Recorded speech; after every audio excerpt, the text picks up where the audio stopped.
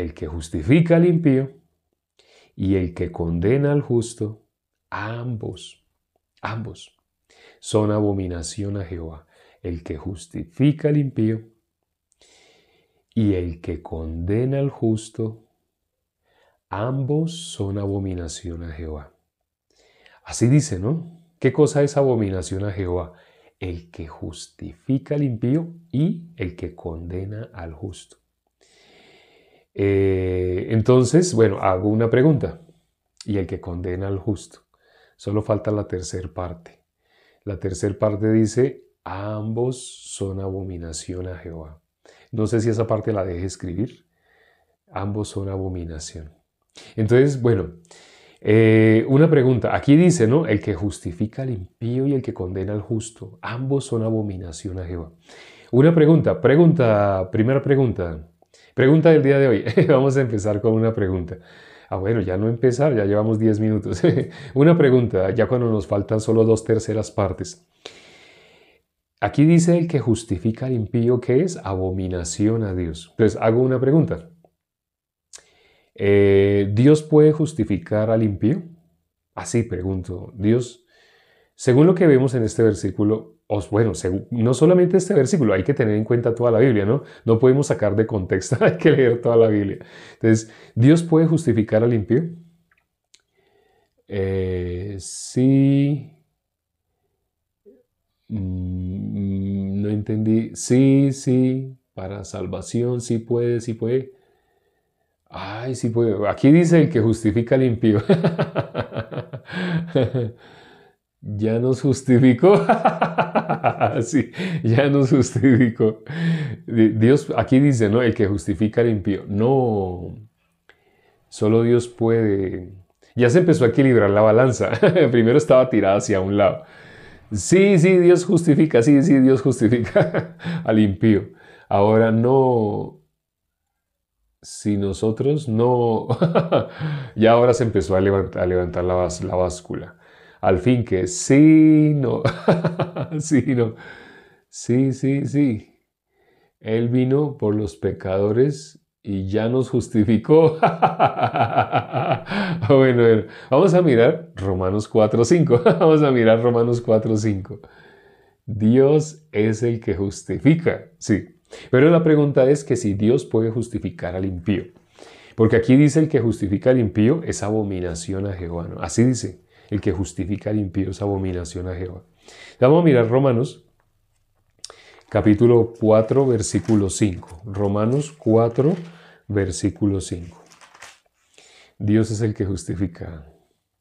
Vamos a mirar Romanos capítulo 4, versículo 5. Romanos 4, 5 dice, mas al que no obra, sino cree en aquel que justifica al impío.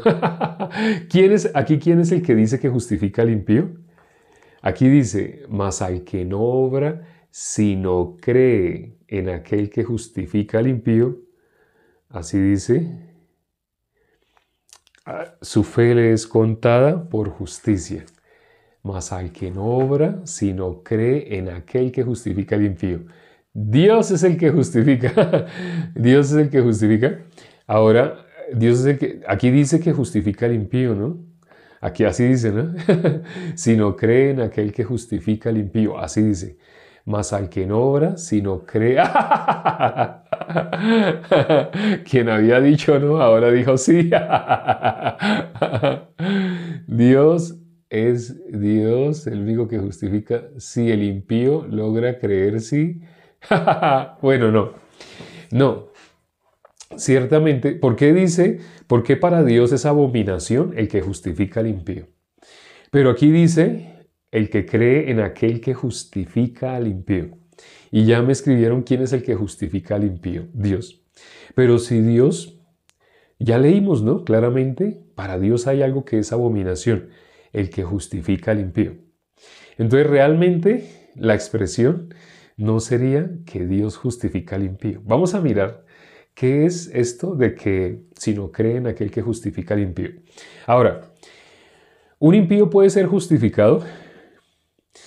No hay nada que pueda justificar a un impío. Nada de lo que el impío haga lo puede justificar. Ahora, entonces Dios puede decirle a un impío, Dios le puede decir, te declaro justo. ¿Dios puede hacer eso? Para Dios es abominación el que justifica al impío.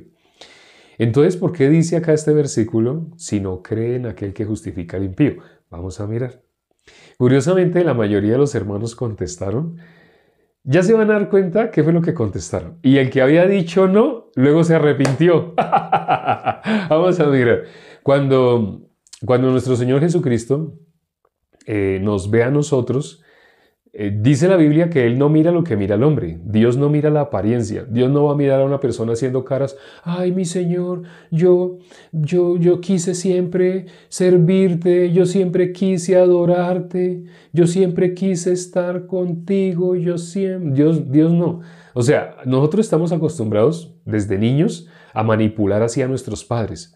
Cuando nuestros padres nos iban a pegar, nosotros ¿qué decíamos? No, mami, no, yo no. Lo que pasó fue que fue que Jorge, él tiró el balón y me pegó aquí el balón y rompió el vidrio, pero fue un accidente. Siempre estamos acostumbrados a justificarnos. Entonces nosotros pensamos, el ser humano humaniza a Dios, cree que a Dios lo puede manipular igual que a su papá, a su mamá. Dios no puede ser manipulado. Dios no se fija en la apariencia. Dios no mira esa cara que tú haces de, ay, es que fue sin culpa. Dios no, a Dios no. Así le hagas caras, ay, perdóneme, ay, déjeme entrar al cielo, ay, de verdad, déjeme entrar al cielo. Dios no mira igual que nosotros. Dios no mira lo que mira el hombre. Dios no se deja manipular. A Dios no lo puedes engañar. Entonces, ¿Dios qué es lo que mira? En la Biblia dice que lo que Dios mira es el corazón. Entonces, el corazón de toda la humanidad, ¿cómo está? Ya hemos visto ese versículo que dice, todo el mundo está bajo el maligno. Así dice la Biblia, ¿no? El mundo entero está bajo el maligno. ¿Cómo lo dice en otra parte de la Biblia? Romanos 5:12. Por un hombre entró el pecado al mundo y por el pecado la muerte. Por lo tanto, la muerte pasó a todos los hombres. Así dice, ¿no? La muerte pasó a todos los hombres. Eso dice la palabra. ¿Cómo lo dice Romanos 3:23? Por cuanto todos pecaron, todos están destituidos de la gloria de Dios. Entonces, el ser humano en modo natural, algo que debes saber, y esto es lo que nos suelen enseñar, el ser humano en modo natural está destituido de la gloria de Dios. El ser humano en modo natural no tiene nada que ver con Dios. No tiene nada. Está destituido, está muerto. Está caminando desde que el ser humano nace, desde antes de nacer, desde el momento en que es engendrado, el ser humano está yendo hacia un único destino. ¿Cuál? La condenación, el castigo eterno. Ese es el destino natural. Sé que las religiones enseñan lo contrario y sé que más de uno ahorita se debe estar asustando. Ay, eso a mí nunca me habían hablado así. Aquí no te queremos decir como algo que tú desees. No nos interesa decirte si tú deseas o no deseas, si te gusta o no te gusta. Estamos hablando lo que dice la Biblia del ser humano. Cuando Dios le hizo una pregunta a Adán, creo que es Génesis 3:9, donde Jesús le dijo, ¿dónde estás tú? Jesús hizo esa pregunta, Dios hizo esa pregunta a Adán, ¿dónde estás tú? Porque el ser humano en modo natural, el ser humano estaba en la vida. Solo hay dos condiciones, o se está en la vida o se está en la muerte. O se está con la vida o se está con la muerte. O se está con Dios o se está con Satanás. Dios había puesto dos árboles, ¿cierto? ¿Qué árbol puso en medio? Hago esta pregunta. ¿Qué árbol puso Dios en medio? En medio del huerto Dios puso un árbol. ¿Qué árbol puso en medio? Otra pregunta. ¿Qué árbol puso Dios en medio del huerto? El árbol de la ciencia del bien y del mal, el árbol de la vida, el árbol de la vida, el árbol de la ciencia del bien y del mal, de la ciencia del bien y del mal. Está casi equilibrada la balanza. El árbol de la ciencia del bien y del mal, de la vida, de la ciencia del bien y del mal. Está así chiringuiano. Vamos a mirar, vamos a leer. Como hay decisiones divididas, mitad dice una cosa, la otra mitad dice otra cosa. Vamos a mirar cuál árbol puso en la mitad. Acuérdense, nunca confíen en ningún ser humano. que les hable, que les lea, que les predique solamente. No, les estoy predicando, pero ustedes desconfíen de lo que yo les digo. Cojan la Biblia y léanla ustedes mismos. Entonces vamos a mirar qué dice Génesis capítulo 3, capítulo 2. Génesis capítulo 2. Génesis capítulo 2. Versículo 16. Versículo 16. Génesis 2:16. Dice, el versículo 16 dice, y mandó Jehová Dios al hombre diciendo, de todo árbol de... No, el versículo 9. Ya, el versículo 9, Génesis 2:9. Y Jehová Dios hizo nacer de la tierra todo árbol delicioso a la vista y bueno para comer, también el árbol de vida en medio del huerto. Bueno, vuelvo y pregunto. Vamos a leer, presten atención porque aquí dice, ¿cuál puso en medio? Escuchen bien. Dice, y Jehová Dios hizo nacer de la tierra todo árbol delicioso a la vista y bueno para comer, también el árbol de vida en medio del huerto. Así dice, ¿cierto? Así dice. ¿Qué árbol? Ya, ahorita que leímos, lo leímos, vuelvo y lo leo. Jehová Dios hizo nacer de la tierra todo árbol delicioso a la vista y bueno para comer. Escuchen atentamente. También el árbol de vida en medio del huerto. Así dice, ¿no? El árbol de vida hizo nacer todo árbol así, y también el árbol de vida en medio del huerto. Veo que varios hermanos hicieron la corrección. Exacto. Aquí no dice árbol de la vida. Nosotros le agregamos como el artículo a lo que estamos acostumbrados. Nosotros le agregamos el árbol de la vida. Pero aquí dice el árbol de vida. Así dice el árbol de vida. Esto se lo aprendí a Pedro Wilches, más o menos como en el año 2016, 2015. No, 2014. Como en el año 2014. Pedro Wilches fue el que me enseñó esto. Porque uno sin darse cuenta, cuando uno lee y uno automáticamente dice el árbol de la vida. Y Pedro Wilches me decía, vuelve a leer. Yo volví a leer. ¡Oh! Ahí no dice árbol de la vida. Ahí dice árbol de vida. Ahí dice árbol de vida. Así, uno le agrega, así uno le pone. Entonces, ahora nuevamente pregunto, ¿cuál es el que puso en la mitad? En la mitad. ¿Cuál puso en la mitad? ya los hermanos escribieron el árbol de vida. Alguien dice los dos. Alguien dice el árbol de vida. Entonces hay quienes, antes estaban diciendo, algunos el árbol de la ciencia del bien y el mal, otros decían el árbol de la vida, pero ya ahorita después de que leímos, ya quedó claro, el que puso en la mitad fue el árbol de vida. Miremos qué dice después. Ese versículo dice después, y el árbol de la ciencia del bien y del mal. Pero mire cómo dice, también el árbol de vida en medio del huerto. Y ahí hay una coma. Hay un video, no se los he mostrado a ustedes, yo lo edité, o sí se lo mostré. Creo que sí se lo mostré. Sí, se los mostré. Es un árbol que subimos a nuestro canal de una hermana que se llama Yeliam. Ella explicó qué significa la coma, qué significa el punto. Ella explicó, ¿sí? Con Romanos 3:23 y Romanos 3:24. Entonces, entre Romanos 3:23 y Romanos 3:24 hay una coma. Sí sabían, ¿no? No sé si vieron ese video. Romanos 3:23 dice, por cuanto todos pecaron y están destituidos de la gloria de Dios, coma. Después de la palabra Dios, por cuanto todos pecaron y están destituidos de la gloria de Dios, hay una coma, no un punto.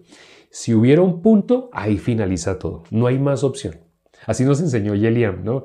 Dijo, no hay más, ya no hay más. Si ahí hubiera un punto, así se quedó, ya. Pero hay una coma. ¿Esa coma qué significa? Ahí continúa.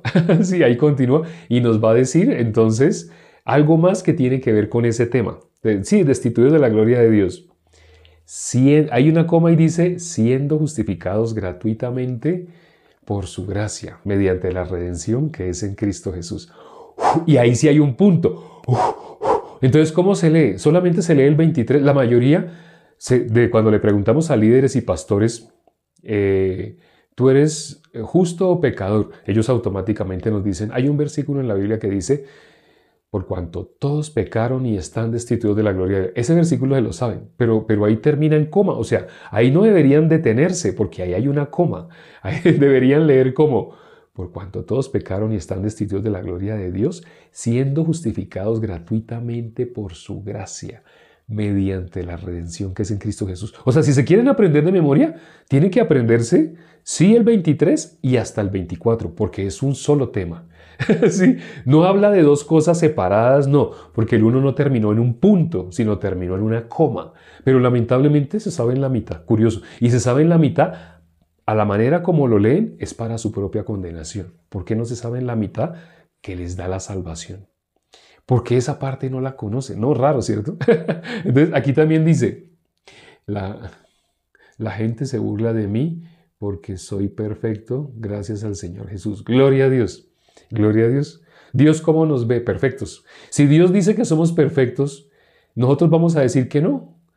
Que eso que lo digan los hijos de Satanás. Que los hijos de Satanás digan, no, nadie es perfecto. Pero nosotros decimos, no, Dios dice la verdad. Y Dios me ve perfecto. Gracias a Dios. Ese apunte estuvo buenísimo. Ahora, bueno, no alcancé a leer, salió, no alcancé a leer. Bueno, entonces, aquí cuando leímos el versículo 9 de Génesis capítulo 2, ¿qué dice? Y Jehová Dios hizo nacer de la tierra todo árbol delicioso a la vista y bueno para comer. También el árbol de vida en medio del huerto y el árbol de la ciencia del bien y del mal. Cuando nombra el árbol de la ciencia del bien y del mal, ciertamente está hablando un mismo tema, pero esa coma habla, cuando hablamos de Génesis, Romanos 3.23 y Romanos 3.24, ¿qué pasa después de esa coma? Está el contraste, está otra parte, por eso hay una coma. Si no estuviera la coma, vamos a leerlo sin la coma, y ustedes se van a dar cuenta la diferencia. Vamos a leerlo si no estuviera esa coma. También el árbol de vida en medio del huerto y el árbol de la ciencia del bien y el mal. Ahí lo leí de corrido, pero ahora lo voy a leer con la coma. También el árbol de vida en medio del huerto y el árbol de la ciencia del bien y del mal. Vamos a usar el tablero. Hace tiempo que no usamos tablero. Aquí voy a dibujar. Vamos a dibujar una finca, ¿sí? Como una finca, una especie de finca. Entonces vamos a dibujar. Digamos que tenemos una finca totalmente rectangular, ¿sí? Una finca rectangular, ¿cierto? ¿Cómo se saca la mitad? No sé si ustedes sepan, pero la mitad es fácil hallarla atirantando dos cabullas, dos pitas, dos sogas. Se atiranta, desde aquí se coloca, no sé, un palito y aquí otro palo. Aquí otro palo también y aquí otro palo. Y se atiranta en diagonal, se atiranta así en diagonal. Y aquí se atiranta también así en diagonal. Entonces, cuando se atiranta así en diagonal, esta es la mitad, ¿cierto? Esa es la mitad. Ya, entonces, voy a colocar un árbol en la mitad. Ese es un árbol visto desde arriba, ¿no? Un árbol, o sea, el tronco de un árbol visto desde arriba. Entonces, ¿cuál árbol es este que está en toda la mitad? En toda la mitad acabo de dibujar un árbol. ¿Cuál es el árbol? Según lo que está escrito acá, antes de la coma, hay una coma que hace una división. Entonces, den en cuenta, aquí está la mitad, ¿no? Espero que la puedan ver bien. Esta es la mitad. Entonces, ¿cuál es el árbol que está en la mitad? Árbol de vida, árbol de vida, árbol de vida. Árbol de vida. Miguel, no sé si Miguel está. Miguel, ¿cuál es el árbol que está en la mitad? Si Miguel está, esta pregunta para Miguel, específicamente para Miguel. Miguel, ¿qué árbol está acá? Acabo de dibujar la mitad. Y en toda la mitad puse un árbol, el tronco. Miguel, ¿sí está? Árbol de vida. Bien. Sí, excelente, excelente.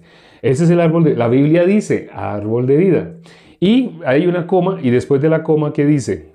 Después de la coma dice, y el árbol de la ciencia del bien y del mal. Está hablando de que hizo nacer todo tipo de árboles. Y el árbol de vida en medio del huerto. Así como dice, más exactamente dice, y el árbol de vida en medio del huerto. Y el árbol de vida en medio del huerto. Y el árbol de la ciencia del bien y del mal. No sé si por acá, no sé si por acá, si por acá. Pero también dijo, y el árbol de, después de la coma. Primero dijo, el árbol de vida en medio del huerto. Hay una coma.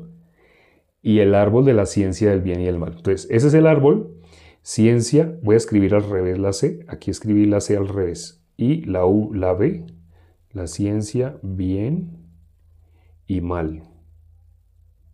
Aquí escribí árbol, me faltó la A, árbol, ciencia, bien y mal. Árbol de la ciencia del bien y del mal es este, porque el que está en la mitad es el árbol de vida. Ese es el que está en la mitad, el árbol de vida. Ese es bíblicamente, ¿no? Bíblicamente, el árbol de vida en la mitad. O sea, normalmente nosotros repetimos como loros. Sí. O sea, tal vez alguien comete un error. O tal vez alguien no leyó la coma. Entonces alguien no lee la coma y bla, bla, bla, bla, y habló así. Y uno puede pasar desapercibido, pero si uno lee, por eso les digo, no crean en nada de lo que yo les diga, no me crean a mí. Quédense con lo que está escrito en la Biblia. ¿Quién es Martín Lutero? Ustedes se acuerdan la frase que dijo Martín Lutero, ¿no? Cuando a Martín Lutero lo iban a quemar, cuando lo iban a charruscar, ¿el qué dijo? Él tenía al frente la hoguera y le decían, Martín Lutero, ¿se retracta de lo que está escrito ahí, sí o no? Y él qué dijo, después de que él apeló, ya sabemos que fue un día, él apeló, al día siguiente, después de que él oró esa noche, estuvo en la palabra, metido en la palabra toda la noche. Al día siguiente, cuando ya vino la apelación, él habló con una sabiduría que a todos los dejó. Él dijo, si me pueden demostrar con la palabra de Dios que algo de lo que yo he escrito está mal, claro que yo me retracto. De lo contrario, no puedo, porque mi conciencia está cautiva a la palabra de Dios. Entonces, ciertamente hay muchos, como en el corazón del ser humano pueden haber muchas capas, ¿no? Algo más importante, algo más importante, algo más importante. Ay, es que tal persona dijo. Ay, es que así Matusalén dijo. Ay, pero tal persona dijo. Pero ¿qué debe estar por encima de todo? La palabra. La palabra debe estar por encima de todo. No es me dijo, me dijo, me dijo. No. Aquí dice. Esto es lo que debe estar por encima de todo. Aquí dice, la palabra de Dios dice, o como un himno que nosotros cantamos, la Biblia dice así, sí, ese himno, la Biblia dice así, por encima de todo debe estar la palabra de Dios, por encima de todo debe estar Dios. Ustedes han visto cómo me he equivocado, muchas veces me he equivocado. ¿Puede uno cometer errores? Uno puede cometer errores. Por eso no me crean a mí, no me crean a mí. Crean a la palabra de Dios, 100%. Entonces, ya para finalizar este tema de Dios justifica al impío o no justifica al impío, ¿sí justifica o no? Proverbios 17:15, ¿qué dice? Para Dios es abominación el que justifica al impío. Pero cuando leemos Romanos 4:5, dice, al que no obra, sino cree en aquel que justifica al impío. Al fin, ¿qué? ¿Cómo así? ¿Dios puede justificar si Dios abomina? Porque lo dice la Biblia, ¿no? Dios aborrece al que justifica al impío. Entonces, nuestro Señor Jesucristo, ¿a qué vino? Ya aquí ya van a entender por qué, aunque Dios abomina al que justifica al impío, por qué dice el que cree en aquel que justifica al impío. Porque nuestro Señor Jesucristo, ¿a qué vino? A pagar el precio de nuestros pecados. ¿Qué dice?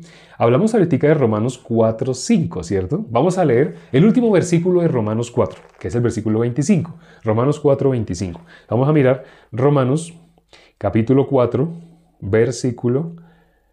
Romanos 4:25. ¿Qué dice? Romanos 4:25. Dice, el cual fue entregado por nuestras transgresiones y resucitado para nuestra justificación. ¿Para qué resucitó nuestro Señor Jesucristo? Para justificarnos. Entonces, nuestro Señor Jesucristo pagó un precio que nosotros no podíamos pagar. Él pagó con su vida para que nosotros fuéramos justificados. Y cuando Él resucitó, el pago por el pecado se satisfizo. Nosotros quedamos justificados. No significa que Dios, viéndonos pecadores, dijo, está bien, voy a hacer una excepción con usted. Porque usted me ruega y me dice, ay, perdóneme Dios, ay, de verdad, déjeme entrar al cielo, ay, Padre, yo lo amo a usted, siempre lo he amado, ay, de verdad, créame, ay, déjeme entrar al cielo, si no sea malito. No, Dios no se fija de eso. Nosotros nos acostumbramos entre los hombres a manipular de esa manera. El hombre manipula así. He conocido personas que le han dicho así. Una vez vi a una señora que le estaba pidiendo a un agente de tránsito que le quitara la multa. Nos iba a hacer multa a los dos. Yo iba con el celular y yo llevaba el celular aquí en la mano y iba manejando así el timón. Pero entonces me dijeron algo que yo no alcancé a escuchar y yo me acerqué el celular al oído. ¿Qué? Y en el momento que yo me lo acerco al oído, el agente me dice que me orille. ¡Oh! Entonces yo me orillé. Y cuando me orillé, había orillado primero a otra señora. A los dos nos cogió con el celular en la mano. A los dos. Entonces él dijo, papel. A los dos nos dijo así. ¿Saben qué dijo la señora? La señora del carro, que a ella le pidió papeles primero que a mí. Y a mí me dijo usted también sus papeles. Cuando le dijo a la señora sus papeles, la señora le dijo, así como dramaticé ahora, ay, señora agente, ay, no sea malito, ay, perdónemela, ¿sí? Ay, vea que es que usted no sabe las cosas en las que uno está de afán y uno no se da cuenta. Pero yo no mantengo hablando así, sino es que es algo urgente. La señora le dio muchas justificaciones y le decía así, ay, no sea malito, ay, sí, perdona. Y el señor empezó a escribir todos los datos de la cédula de ella, los empezó a escribir en su formulario, en su talonario. O sea, estaba haciendo el comparendo. Cuando ella vio que ella escribió la cédula y todo, ¿sabe qué le dijo ella? O sea, después de que estaba, ay, no sea malito, ay, por favor, perdóneme, ay, sí, perdóneme. Así le estaba diciendo la señora a la agente de tránsito. Ay, por favor, perdóneme. ¿Sabe qué hizo esa señora cuando vio que anotó el nombre? La cara le empezó a cambiar. ¿Y sabe qué empezó a decir? Ustedes lo que son es unos ladrones. Cuando uno los necesita, y si ustedes no aparecen. Pero vayan a quitarle a uno la plata, para robarlo a uno, sí. Empezó a decir, y el señor agente que estaba solamente mirando, la miró. ¿Y sabe qué fue lo último que hizo en el talonario? Le encerró la infracción y se la dio. Y esa señora se fue, le quitó así los papeles y se fue, le quitó la infracción y se fue. El señor entonces iba a hacer lo mismo conmigo. Y conmigo, y así lo mismo. Y yo le dije, la Biblia dice que Dios lo mandó a usted. No sé Dios qué está trabajando en mi corazón, pero Dios lo mandó a usted. Y dice la palabra que toda autoridad que ha sido puesta por Dios. Solamente le digo algo, tenga misericordia. Yo merezco que me haga el comparendo. Porque tenía el celular en la mano, usted me vio. Pero tenga misericordia. A él le daba risa, seguía llenando y le daba risa, pero todo el tiempo yo le estaba hablando la palabra, le hablé más y más y más de la palabra. Pero ¿sabe qué hizo él al final? Cuando encerró el círculo, encerró el de comparendo pedagógico. O sea, no me hizo comparendo por estar hablando por celular o así, no me hizo. Y entonces una vez que me lo dio, entonces me dijo, tranquilo, usted va y hace el curso, solamente vaya a hacer el curso y no tiene que pagar nada. Y me dijo, esto que yo hice con usted lo iba a hacer con la señora. A la señora le iba a hacer el mismo comparendo pedagógico, porque es que mire atrás mío, hay cámaras. Entonces yo no puedo parar a alguien y no pedirle papeles y no llenar. Ya una vez que los paré, tengo que llenar esto. Pero usted vio a esa señora cómo se puso de grosera. Así me dijo la gente. A mí me dio risa así. Bueno, yo ciertamente estaba riéndome casi todo el tiempo con el agente. Pero entonces me quedó esa lección. Delante de los hombres, una persona puede hacer, ay sí, ay no sea malito. Delante de Dios, el ser humano cree que puede manipular a Dios igual que a cualquier otro ser humano. Ay sí, mire, ay mis niños están muriendo de hambre. Ay por favor, ay no, no me quite la platica de, ay no, usted me hace ese comparendo, usted no sabe el daño que me hace. No, a Dios no le puede decir así. Usted a Dios no le puede decir, ay sí, déjeme entrar, ábrame la puerta, ay sí, déjeme entrar al cielo. A Dios usted no le puede hacer así, ¿no? Porque Dios aborrece al que justifica al impío. ¿Por qué dice entonces Romanos 4:5 el que justifica al impío? Si el que no obra, sino cree en aquel que justifica al impío. Porque Jesús pagó el precio. Cuando Dios nos ve, ¿qué es lo que Dios va a ver? Dios va a ver que somos limpios de pecado. ¿Dios va a ver un impío? Cuando Dios nos ve, como dijo alguien, escribió hoy, Dios me ve perfecto. Así dijo alguien escribió así. A mí me dicen loco porque yo les digo que soy perfecto. Entonces le dije a esa persona que le dije, sí, efectivamente, Dios nos ve perfectos. Entonces cuando Dios nos ve, Va a ver nuestro corazón. Dice la Biblia que lo que Dios ve es el corazón. Y cuando Dios ve el corazón de nosotros, no tenemos que decir ninguna palabra, sino Dios ve el corazón de nosotros, Él no tiene pecado. Entre. Así como en el arca de Noé, que iban entrando, entren, y después de que entraron los que tenían que entrar, cerró la puerta. O como las 10 vírgenes, que dice que mientras las otras se fueron a comprar aceite, las prudentes, las que ya tenían aceite, ellas entraron. Y cuando vinieron las otras, ya la puerta se había cerrado.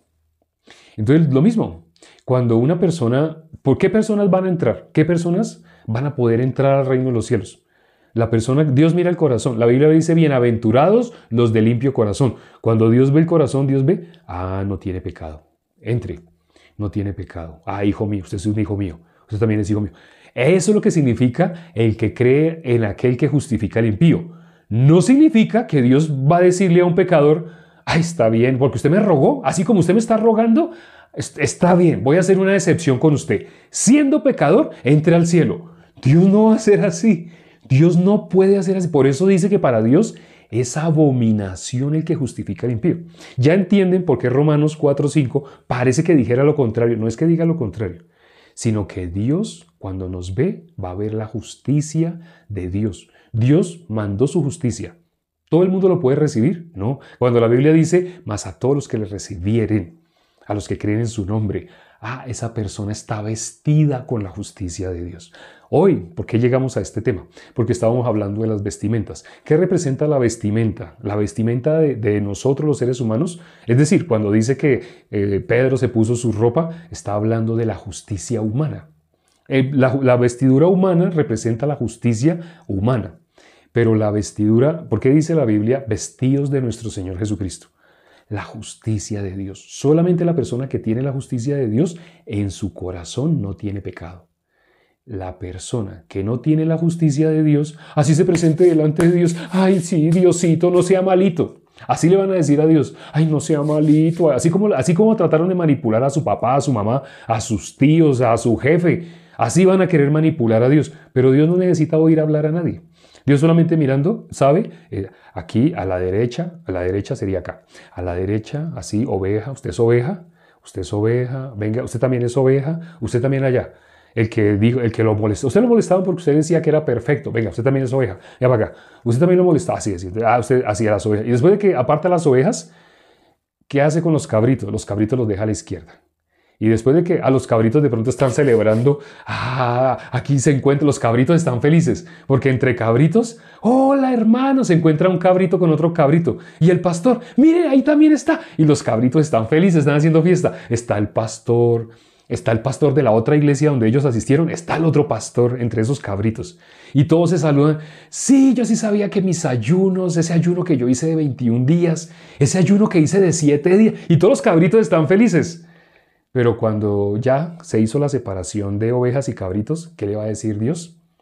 Apartaos, hacedores de mal, malditos. Así dice la Biblia que Dios le va a decir a los cabritos, malditos. Entonces todos van a quedar asustados. Pero yo veo que allá llamó oveja a uno que decía un poco de cosas locas. Todo el mundo, todos los que estamos acá, los cabritos, decíamos que ellos eran secta.